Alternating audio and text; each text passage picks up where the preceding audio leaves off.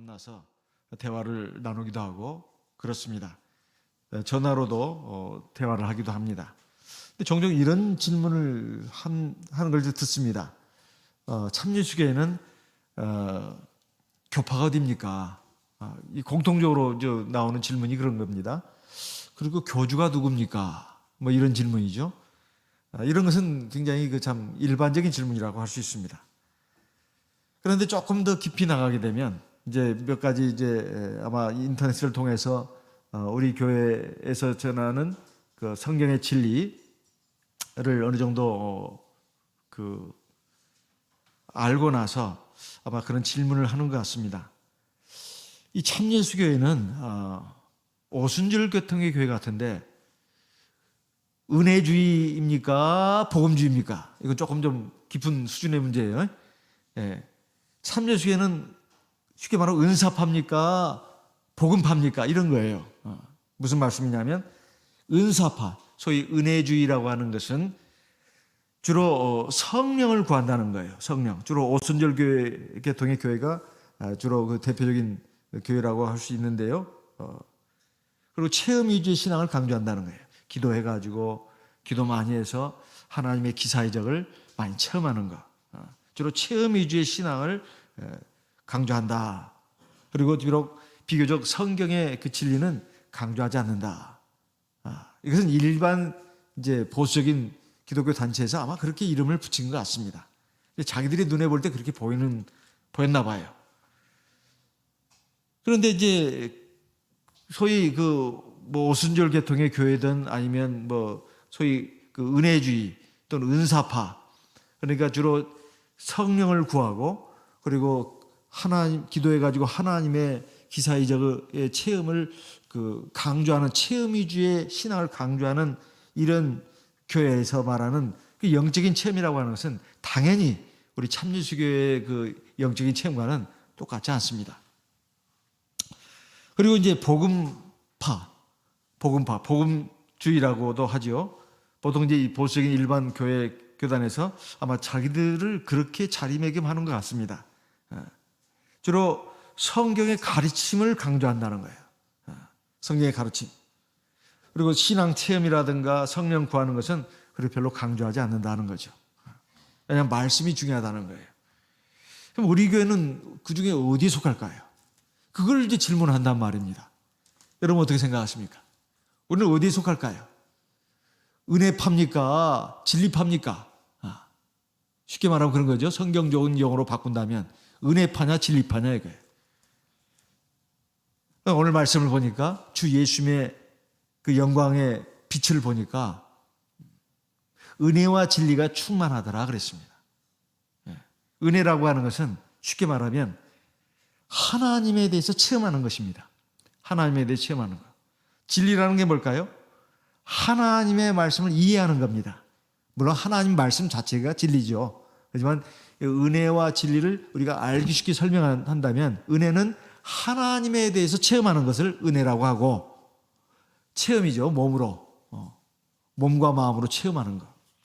그리고 진리는 하나님의 말씀을 깨닫고 이해하는 거예요. 우리 참예수교회는 당연히 은혜와 진리 이 두 가지를 모두 다 강조합니다. 왜냐하면 교회는 주님의 몸이니까 당연히 은혜와 진리가 있잖아요. 어느 한쪽만 치우쳐서 강조하는 그런 교회가 아닙니다.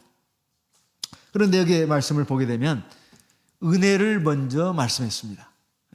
은혜와 진리가 충만하더라. 16절에 보면 우리가 다 그의 충만한 데서 받으니 은혜 위에 은혜라라. 17절에 보면 은혜와 진리는 예수 그리스도로 말미암아 온 것이라. 은혜를 먼저 말했습니다. 그리고 나서 진리를 말씀했어요. 근데 이 두 가지는 우리가 만약 하나님의 백성으로서 하나님 나라를 향해서 나가는 사람들이라면 이 둘 중에 어느 하나도 뺄 수가 없습니다. 만약에 계속해서 은혜만을 강조한다면 기도하는 게 중요해. 그리고 성령 받는 게 중요해. 그리고 하나님의 살아계심을 갖다가 기적으로 체험하는 게 중요해. 이런 것만을 강조한다면, 그래서 진리를 강조하는 것이 없다면 그 신앙이 어떤 신앙이 되느냐? 맹목적인 신앙이 된다. 맹목적인 신앙. 그런데 반대로 진리만을 강조하고 하는 말씀이 굉장히 중요하다는 거예요. 은혜를 강조하는 것이 없다면, 그러니까 하나님에 대해서 체험하는 이런 것은 별로 강조하지 않는단 말이에요. 그러면 그 신앙이 어떤 신앙이 될까요? 죽은 신앙이 됩니다. 죽은 신앙. 머릿속으로 생각만 하는, 지식만 꽉 차 있다 이 말이에요. 관념 철학으로 흘러갈 가능성이 많습니다. 우리가 섬기는 하나님은 참이시고 살아계신 하나님이라 이렇게 말씀하고 있습니다. 그러니까 하나님께는 은혜도 있고 진리도 있다, 이런 말씀이에요. 그럼 은혜라는 게 대체 뭘까요? 우리가 성경을 통해서 본다면 로마서 4장 4절 5절에 아주 기초적으로 기본적인 것을 우리에게 알려주고 있습니다. 로마서 4장 4절 5절 말씀을 보겠습니다. 로마서 4장 4절 5절 말씀입니다. 로마서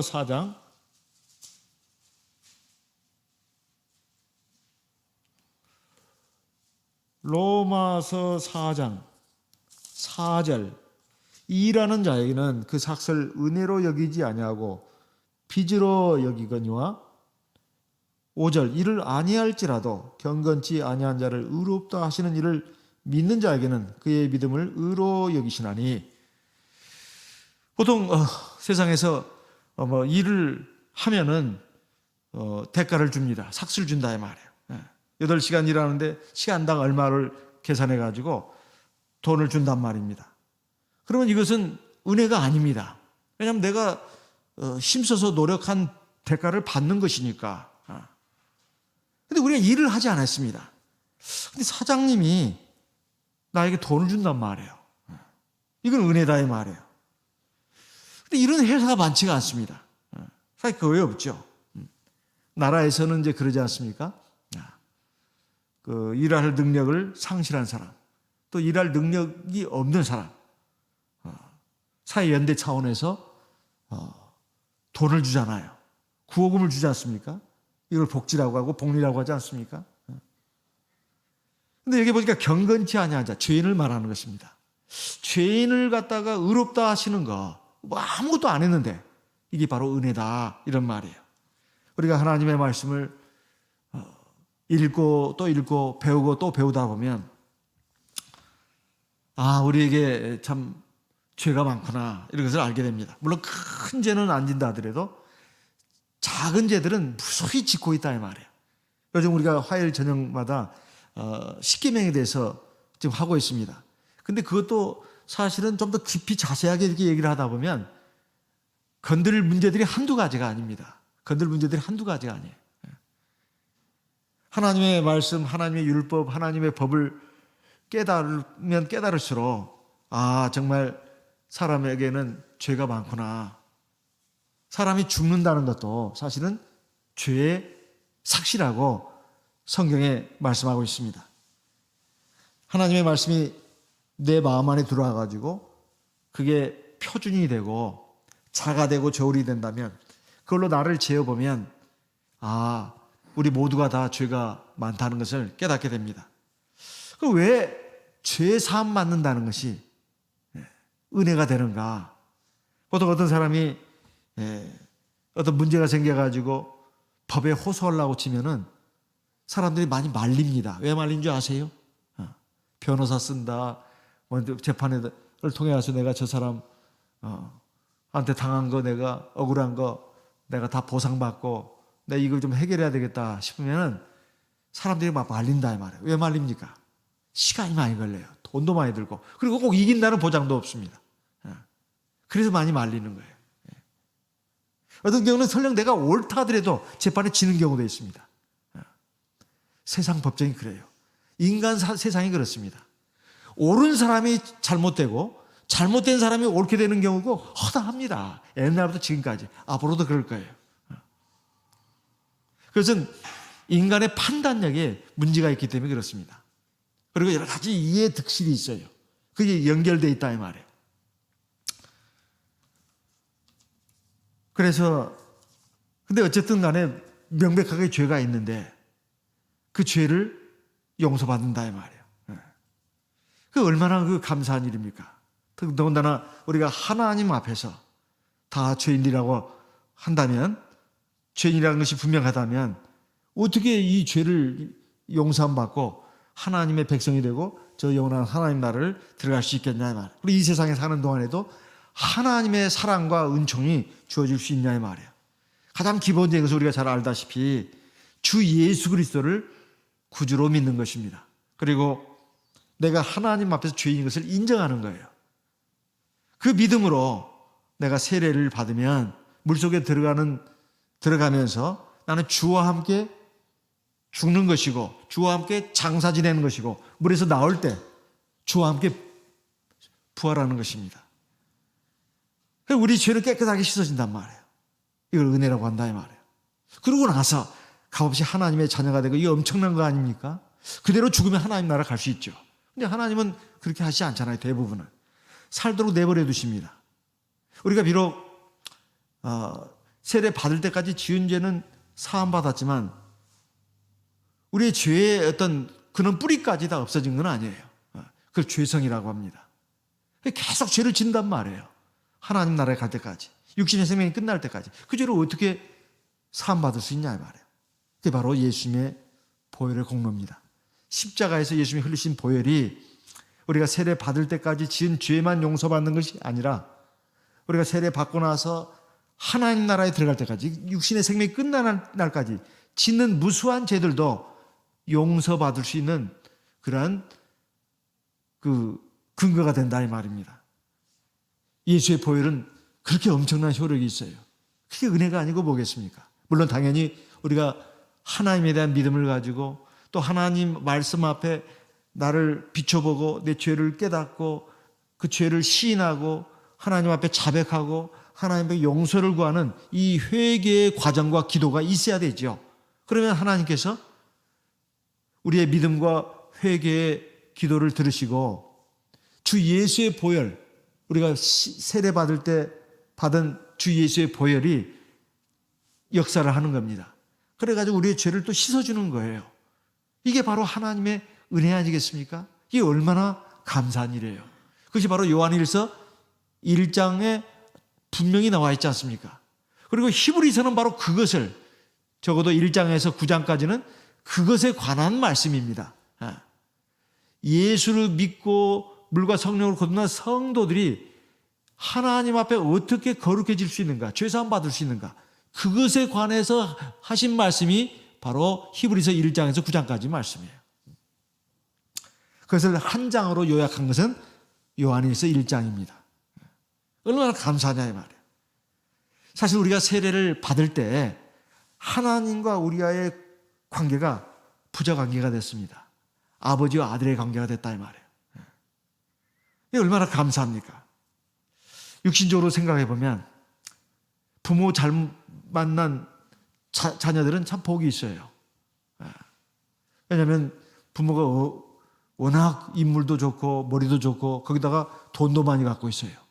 그러면 이미 그 자녀들은 확률적으로 봤을 때 아주 우량품으로 태어날 가능성이 많잖아요. 더군다나 전폭적인 또 지원을 받지 않습니까? 얼마나 감사해요. 근데 그 아버지와 아들의 관계가 딱 끊어집니다.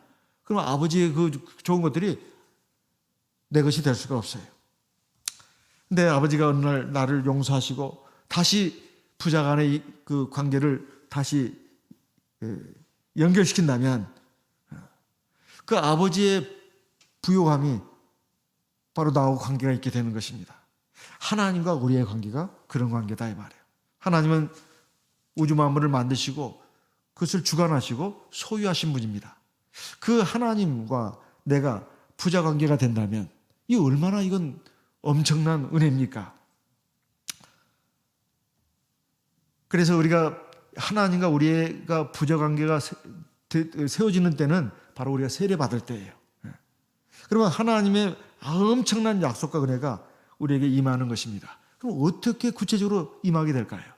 아버지와 아들 관계로 해가지고 나중에 하나님 나라에 들어가는 것만 가지고 다 이제 되는 것이고 이 세상에서는 뭐 별 재미가 없을까요? 유익이 없을까요? 그게 아닙니다. 누가복음 4장 18절을 보겠습니다. 누가복음 4장 18절입니다. 누가복음 4장 18절. 주의 성령이 내게 임하셨으니 이는 가난한 자에게 복음을 전하게 하시려고. 이것은 예수님이 구세주로서 오실 것을 하나님은 예수님 전 800년 전에, 예수님 오시기 800년 전에 이미 예언하신 거예요. 그래서 이사야서에 있는 말씀을 인용한 겁니다.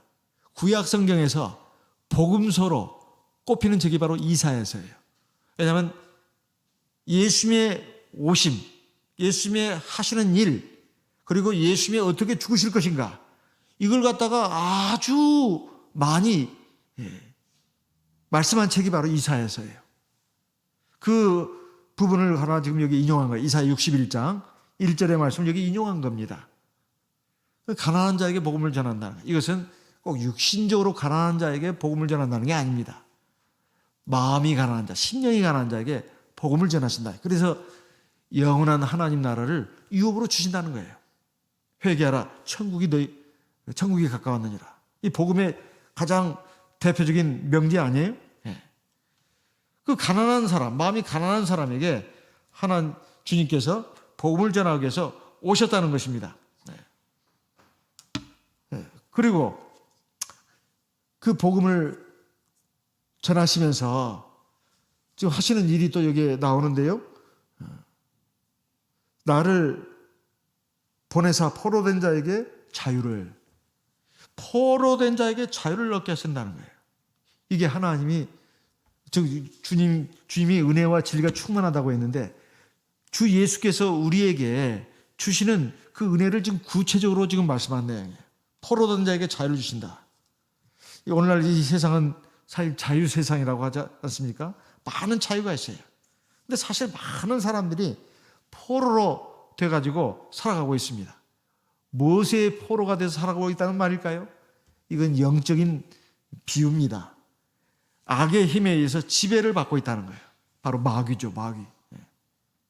근데 그 포로로 사는 그 삶에는 여러 가지 있습니다. 어떤 사람은 미움에 사로잡혀가지고 어두운 그림자 가운데서 사는 거예요. 근데 그걸 사람의 힘으로 떨쳐낼 수가 없어요. 또 분노에 사로잡혀서 사는 것도 사람도 많습니다. 하나님의 의를 이룰 수가 없죠.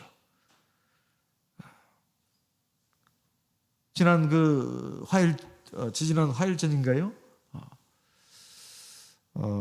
살인하지 말라 이 계명을 가지고 우리가 은혜를 받았습니다.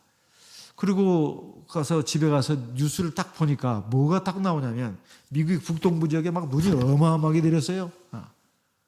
미국은 자기 집 앞에 눈 안 치면 벌금 낸대요. 우리나라는 그런 것도 없지만은 미국은 그런 게 있다고 합니다.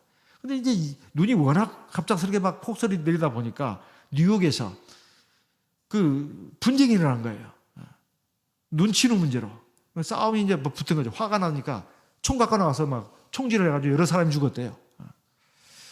분노를 못 참은 거죠.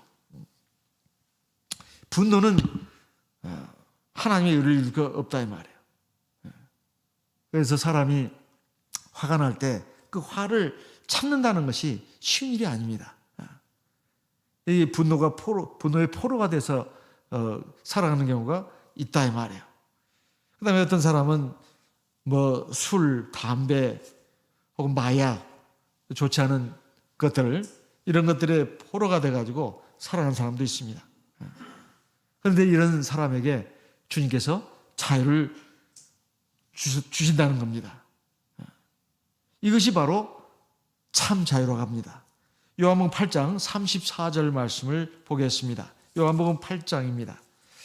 요한복음 8장 34절.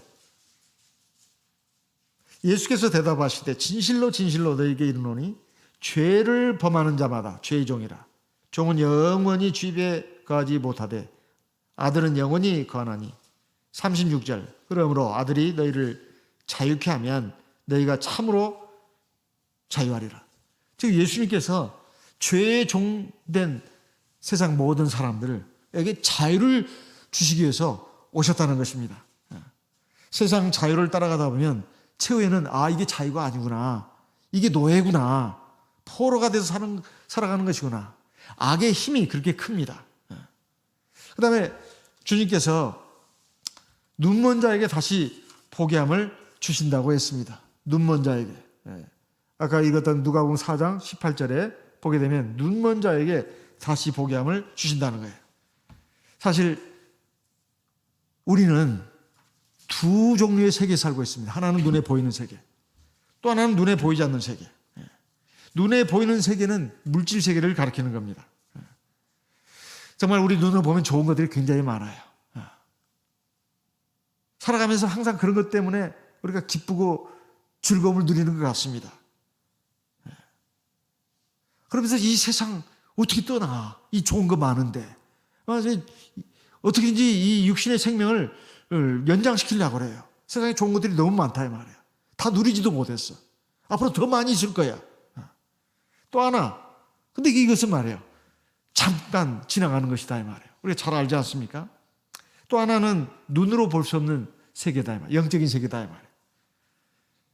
근데 이것은 정말로 하나님이 우리를 위해서 만들어 주신 세계다 이 말이에요. 영원한 하나님 나라, 낙원이죠. 고린도후서 4장 18절 말씀을 보겠습니다. 고린도후서 4장 18절입니다. 고린도후서 4장 18절. 고린도후서 4장 18절. 우리의 돌아보는 것은 보이는 것이 아니요 보이지 않는 것이니, 보이는 것은 잠깐이요 보이지 않는 것은 영원함이니라. 우리의 돌아보는 것은 눈에 보이는 것이 아니다. 눈에 보이는 세계가 아니다. 우리가 지금 관심을 가지고 지금 주목하고 있는 세계는 눈에 보이는 이 물질 세계가 아니다, 이 말이죠. 눈에 보이지 않는 영적인 세계다 이 말이에요. 왜 그러냐 이 말이에요. 왜? 이건 또 그래야 된다는 말입니다. 눈에 보이는 물질 세계는 잠깐 있다가 사라질 그런 세계라는 겁니다. 눈에 보이지 않는 영적인 세계는 영원하다고 말해요. 영원할 뿐만 아니라 우리 눈으로도 지금까지 보지도 못했고 또 마음으로도 생각해 본 적이 없는 어마어마하게 좋은 곳이라고 말씀하고 있습니다. 고린도전서 2장 9절 말씀을 보겠습니다. 고린도전서 2장 9절. 우리가 장례식에 가서 유족들을 위로할 때뿐만 아니라 우리도 언젠가는, 나도 언젠가는 저렇게 죽게 될 날이 올 텐데 그때 가서 내가 이 삶에 대해서, 세상에 대해서 집착을 가지지 않고 내가 하나님 나라의 기쁜 마음으로, 즐거운 마음으로, 감사한 마음으로 들어가려면 반드시 알아야 됩니다. 알아야 된다 이 말이에요. 뭘요? 진리를. 하나님의 말씀을 알아야 돼요. 고린도전서 2장 9절입니다. 같이 읽어보겠습니다. 기록된 바 하나님이 자기를 사랑하는 자들을 위하여 예비하신 모든 것은 눈으로 보지 못하고 귀로도 듣지 못하고 사람의 마음으로도 생각지 못하였다함과 같으니라. 우리가 이제 예전에 비행기 타고 세계 여행을 자유롭게 할 때는 그런 것을 가끔 체험했습니다. 조금씩이나마. 이런 데가 있었나? 이거 진짜 대단하네. 처음 보는 물건이고 처음 보는 세계예요. 그냥 깜짝 놀래고 막 놀랍니다. 그런 거 가지고도 하나님 나라는 그거 비교가 안 된다 이 말이에요. 전혀 우리가 보지도 못했어요. 또 마음으로도 상상도 못한 어마어마한 곳이다 그 말입니다. 사람이 자기가 직접 눈으로 보지 않고 가보지 않으면 믿지 않는 사람들이 있습니다. 어리석은 사람이에요. 그런데 하나님은 정말로 자기를 사랑하는 사람들을 위해서 하나님이 이렇게 우리가 감히 생각도 못했고 또 마음으로도 눈으로도 보지 못한 어마어마한 것들을 준비해 놓으셨다 이 말이에요. 그것이 얼마나 좋은 것인지는 사람의 말로 정확하게 표현할 수가 없다는 것입니다. 마치 사도 바울이 한 번은 복음을 전하다가 돌에 침을 받아가지고 잠깐 목숨을 잃은 적이 있습니다. 그때 그는 셋째 하늘로 올라갔어요. 낙원이죠. 고린도후서 12장에 나오는 말씀입니다. 그가 자기가 몸 안에 있었는지 몸 밖에 있었는지 자기가 모를 정도였다는 거예요. 근데 하나님은 아신다는 겁니다. 그 상태예요. 그래가지고 셋째 하늘에 올라가서 보니까 너무너무 아름다운 거예요. 사람의 말로 다 표현할 수가 없다는 것입니다. 고린도후서 12장에 보면 그게 간증이 나옵니다. 그래가지고 그 갔다 와서는 세상을 보는 눈이 달라졌어요. 세상에 아무리 좋은 것이 있다 하더라도 다 배설물로 여긴다고 했습니다. 사람이 바보가 아닌 이상 그렇게 할 수 없습니다. 그런데 사도 바울은 그런 영적인 체험이 있다 이 말이에요. 그러니까 이 세상에 있는 것들이 다 배설물로 분토로 보인다고 말이에요. 그런데 사람이 말이에요. 육신의 눈을 떴다 하더라도 오로지 세상적인 것만을 막 보고 그것에 막 열광을 하는 사람이라면 그래서 영적인 세계를 별로 관심이 없어요. 그러면 이거 눈이 먼 것입니다. 눈이 먼 거예요. 사실 세상에 좋은 것들은 잠시 잠깐이면 다 없어질 것들입니다. 그래서 우리가 하나님의 은혜 가운데 들어가게 되면 하나님께서 우리의 눈을 열어주십니다. 영적인 눈이 뜨게 해주시죠. 그래서 영적인 세계의 아름다움을 보게 하십니다. 그리고 믿음을 갖게 해요. 그래서 이 세상에 눈에 보이는 물질 세계에 대해서 그래 욕심을 부리고 집착하고 안달하고 그러지 않는다고 말해요. 그리고 하나님 우리에게 약속하신 것은 그냥 약속으로 끝나는 게 아니라 반드시 이루어 주시겠다는 겁니다. 영원히 우리의 것이 되게 한다는 거예요. 그 다음에 또 주 예수님에게는 은혜와 진리가 충만하다고 했는데 대체 어떤 은혜가 충만하다는 것입니까? 누가복음 4장에 보시게 되면 눌린 자를 자유케 하고 이런 말씀이 있습니다. 눌린 자를 자유케 하고 눈먼 자에게 다시 보게 함을 주고 눌린 자를 자유케 하고 눌렸다고 하는 것은 이 압박을 받고 있다는 거예요. 압제를 받고 있다는 겁니다. 대체 누르는 자가 누구겠습니까? 마귀입니다. 그러니까 마귀에 의해서 압제를 받으면서 눌림을 받으면서 살아가는 사람들에게 자유를 주신다는 거예요. 누가? 주 예수님께서. 마귀는 여러 가지 방법으로 사람을 짓누릅니다. 그래서 한 예로 우울증에 걸린 사람을 보게 되면 그 중에 아주 병세가 심각해지다 보면 때따라서는 마귀를 보기도 한다고 합니다. 악한 귀신을 본다는 거예요. 그 아주 시커먼 물체에 빨간 도끼눈을 뜨고 자기를 노려보고 막 이런 것을 본다는 거예요. 이 마귀 역사예요. 그래야 심지어는 그 마귀가 말해요. 그 사람에게 자살을 하도록 이렇게 부추기기도 한답니다. 인터넷을 통해서 제가 본 우리 참여수계 외국교회 어느 자매의 간증입니다. 이 자매가 아주 오랫동안 교회를 나오지 않았어요. 세례를 받았는데 교회 생활을 안 했어요. 근데 이 자매가 아주 심각한 우울증에 걸렸습니다. 그래가지고 이 음성이 들리는 거예요. 너 죽어야 돼. 너 죽어야 돼. 이런 음성이 들리더랍니다. 그래가지고 진짜 이 자매가 정말로 고속도로가 지나가는 그 곳에 이 다리가 이렇게 있는데 말이에요. 다리가. 거기 올라갔어요. 거기서 뛰어내리면 이제 차들이 막 엄청난 속도로 가잖아요. 그 뛰어내리면 이제 그 차에 치여서 죽는 거죠. 다리에 올라갔습니다. 근데 이제 음성이 들려오더래요. 너 뛰어내려, 여기서. 그래서 막 뛰어내리려고 했습니다. 근데 하나님께서 우리 자매님을 불쌍히 보셨어요. 마침 딱 그 순간 경찰이 거기를 지나가고 있었습니다. 그 경찰이 멈추시오! 이렇게 말했어요. 멈추시오. 그래서 막 그 뛰어가가지고 우리 자매님을 붙잡았어요. 아주 일촉즉발의 순간이었습니다. 그래가지고 우리 자매님을 갖다가 정신병원에서 데려다 줬어요. 우리 자매님이 이제 정신병원에서 생활하면서 계속 생각을 했어요. 나는 주 예수를 믿고 세례받은 사람인데 왜 이렇게 심한 우울증에 걸렸나? 왜 이렇게 걸렸을까? 지난 날을 쭉 돌아봤답니다. 이 자매님이요. 그랬더니 자기가 세례를 받고 나서 교회를 좀 뜨문뜨문 나오더니 교회 생활을 오랫동안 안 했다는 거예요. 그러더니 이렇게 마귀가 나에게 역사하는구나. 이걸 깨달았어요. 그래가지고 결심을 하고는 교회로 돌아왔습니다. 그러더니 얼마 후에 이 정신병이 다 나았어요. 주님의 몸된 교회로 돌아오니까 주 예수의 은혜가 그 자매에게 임한 겁니다. 그래가지고 이 자매님이 또 얼마 후에 성령을 받았어요. 이 성령 받는 게 그렇게 중요합니다. 세례 받고 성령을 못 받으면 이 신앙생활하기가 굉장히 힘들어요. 굉장히 힘듭니다. 첫째, 기도를 잘 못하니까. 또 말씀을 들어도 잘 이해가 안 돼요. 깨달음이 없으니까. 그러면 교회 생활이 굉장히 힘들어져요.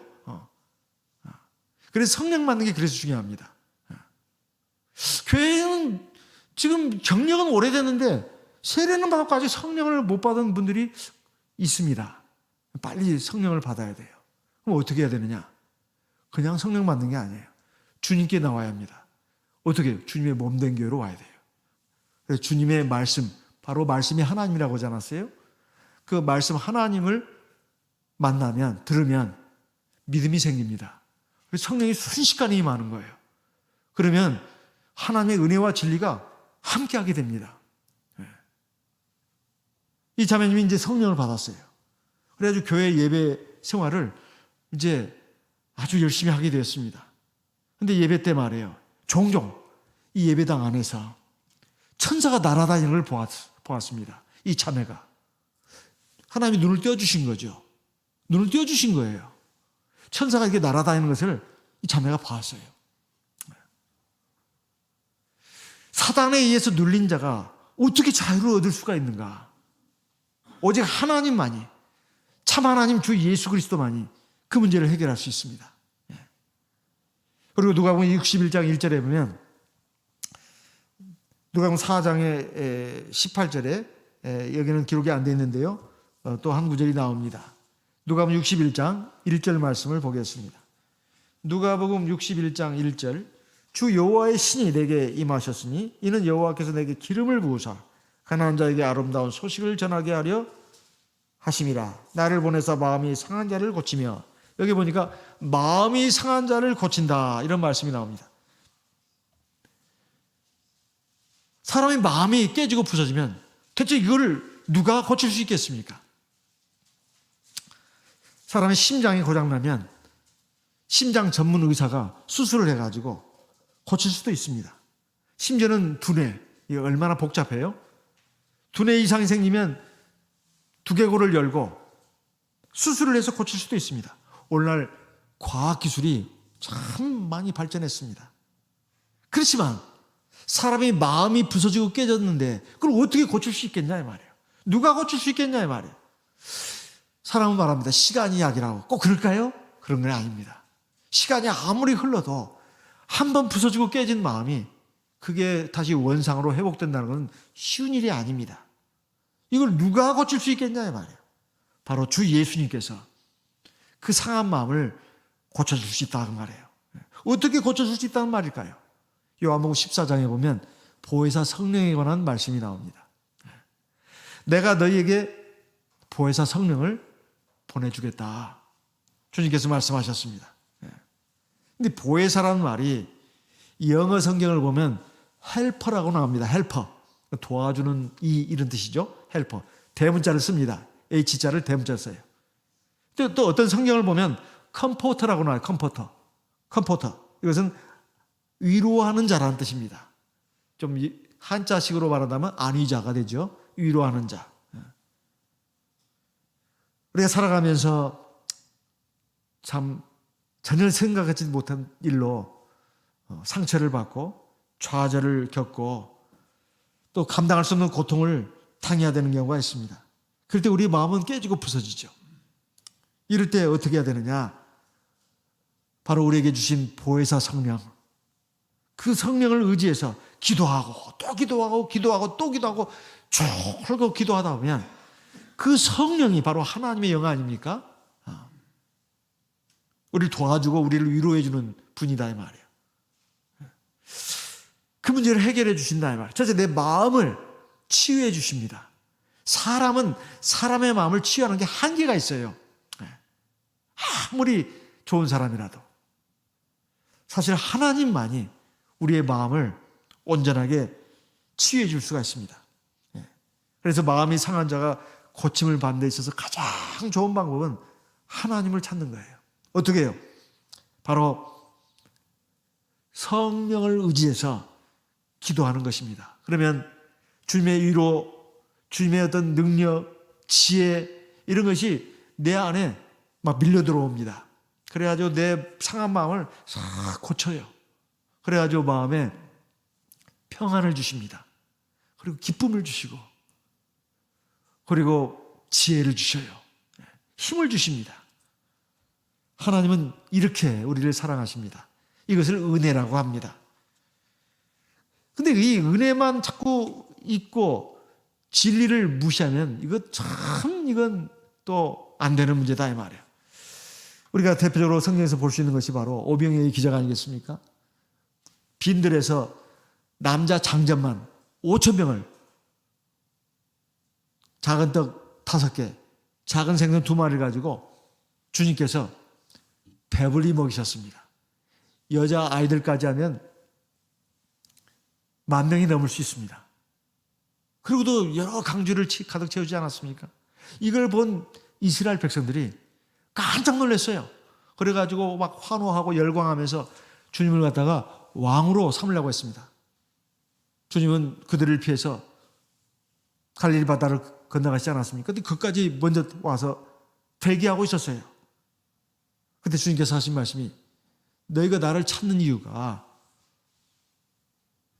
떡을 먹고 배불렀기 때문이다. 그러면서 이제 떡에 대해서 말씀하시는데 너희 조상들이 광야에서 하늘에서 내린 그 만나를 먹었지만 다 죽지 않았느냐. 그런데 내가 바로 생명의 떡이다. 나를 먹는 자는 영원히 목마르지 않고 영원히 살 것이다. 이렇게 말씀을 하시니까 유대인들이 이 말은 너무 어렵다. 너무 지루하고 딱딱하다. 어떻게 자기 살을 먹으라고 그래. 그러면서 하나 둘씩 다 떠나기 시작하더니 나중에는 싹 떠나가 버리고 제자들만 남았습니다. 요한복음 6장 60절 말씀을 보겠습니다. 요한복음 6장 60절입니다. 요한복음 6장 60절. 요한복음 6장 60절. 제자 중 여럿이 듣고 말하되 이 말씀은 어렵도다. 누가 들을 수 있느냐 한데. 그러면서 예수님이 이제 말씀하지 않습니까? 63절. 살리는 것은 영이니 육은 무익하니라. 내가 너희에게 이른 말이 영이요 생명이라. 이렇게 말했습니다. 66절, 65절. 또 가라사대 이러함으로 전에 너희에게 말하기를 내 아버지께서 오게 하여 주지 아니하시면 누구든지 내게 올 수 없다 하였노라 하시니라. 66절 같이 읽어보겠습니다. 이러므로 제자 중에 많이 물러가고 다시 그와 함께 다니지 아니하더라. 그러니까 떡 주고 좋은 걸 줄 때는 참 좋았어요. 그런데 주님이 참 그들의 귀에는 그렇게 들렸던가 봅니다. 무슨 추상적인 얘기를 한단 말이에요. 비현실적인 얘기를 한다고 말입니다. 그러니까 너무 마음에 안 맞았어요. 아니 우리는 지금 당장 먹고 사는 문제가 중요하고 세상에서 재미나게 사는 게 중요한데 어찌 저렇게 재미없는 말만 한단 말이야. 그리고 어려운 말을 한단 말이야. 그리고 어찌 영원한 나라를 자꾸 말하고 그런데야. 그러면서 그냥 스트레스를 받은 거예요. 그래가지고 마음이 싹 상해가지고 전부 다 가버렸어요. 제자들 빼놓고는. 그러니까 예수님이 말씀하지 않았습니까? 67절. 예수께서 12제자에게 이르시되 너희도 가려느냐? 근데 베드로가 뭐라고 했습니까? 시몬 베드로가 대답하되 주여 영생의 말씀이 계시매 우리가 누게로 가오리까? 진리가 여기 있는데 그 말이 아니에요? 영생의 말씀. 진리가 여기인데 우리가 유괴로 가겠습니까? 그러니까 진리가 없는 은혜 많은 은혜 위주의 그 신앙은 맹목적인 신앙입니다. 왜 우리에게 진리가 필요한 걸까요? 우리가 좀 쉬운 예로 생각해 본다면 우리가 어떤 길을 가는데 헤맵니다. 어디로가 어딘지를 몰라요. 예전에는 내비게이션이 없었잖아요. 그래서 이제 자동차 저도 몰고 가다가도 차를 세우고는 꼭 묻습니다.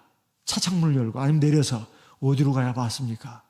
참 운전 경력이 저도 오래되긴 했는데 그랬습니다. 그러면 이제 막 가르쳐 줍니다. 이렇게 가시다가 이렇게 가시고 이렇게 가시면 됩니다. 근데 참 그 알아듣기가 힘들더만요, 그거. 가르쳐 주는 사람은 아주 잘 가르쳐 주는 것 같은데 제가 알아듣기가 힘들더라고요. 어쨌든 간에 그래도 이제 가까운 데까지는 가서 또 묻습니다. 만약에 그분이 가르쳐 준 것이 정확하다면 길을 잃어버린 게 아니에요. 제대로 가고 있는 겁니다. 근데 잘 길도 알지 못하면서 말해요. 제멋대로 말하는 분도 간혹 있어요. 간혹. 그래 그리 가다 보니까 엉뚱한 길이 나오는 거예요. 우리가 살아가는 것도 마찬가지입니다. 내가 살다가 지금 어디로 가야 되느냐, 마지막에 어디로 가야 되느냐, 이건 정말로 실제적인 문제입니다. 우리 인생은 최후에 결국 어디로 가느냐 이 말이에요. 세상에 많은 지식인들, 철학자들이 써놓은 책을 보게 되면 온갖 이론들이 있습니다. 근데 거기는 정답이 없어요. 왜냐하면 그 사람들조차도 답을 몰라요, 정답을. 그런데 우리 주 예수님은 하나님이십니다. 천지 만물을 만들었어요. 사람을 만들었습니다. 모든 것을 주관하고 계시고 모든 걸 다 아시는 분이에요. 그 하나님이 사람의 몸을 입고 우리에게 오셨습니다. 그리고 하늘로 다시 올라가셨어요. 그분이 올라가시기 전에 제자들에게 하신 말씀이 요한복음 14장에 나옵니다.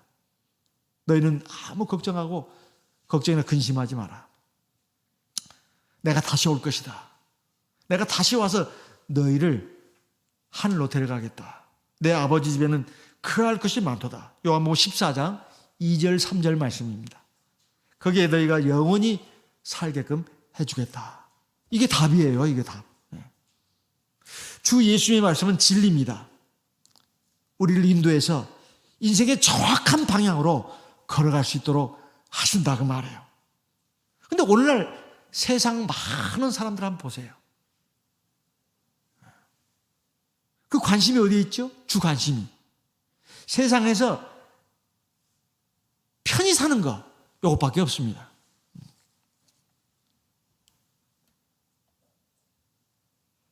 정말 왜 우리에게 진리가 필요할까? 우리가 어떤 물건을 사실 뭐 만들 수도 없지만 거의 다 우리가 돈 주고 사지만은 만약에 내가 어떤 물건을 만들어서 써야 되는 그 옛날 시대에 살고 있다면 그 물건을 만들기 전에 그 물건은 뭘 할 것인지를 생각을 합니다. 그리고 그 생각을 가지고 물건을 만든다고 말해요. 우리 사람은 하나님께서 만드셨습니다. 하나님께서 우리 사람을 만드실 때 목적이 있었어요. 그것이 우리 사람의 삶의 목적입니다. 성경 말씀에 로마서 9장의 그 후반부에 보면 나오지 않습니까? 하나님은 토기장이요 우리는 진흙이라, 이게 흙이다 이 말이에요. 하나님의 흙으로 나를 만드셨습니다. 그럼 나는 무엇을 해야 되겠습니까? 그게 바로 내가 살아가는 목적입니다. 대체 나는 뭘 해야 되는가?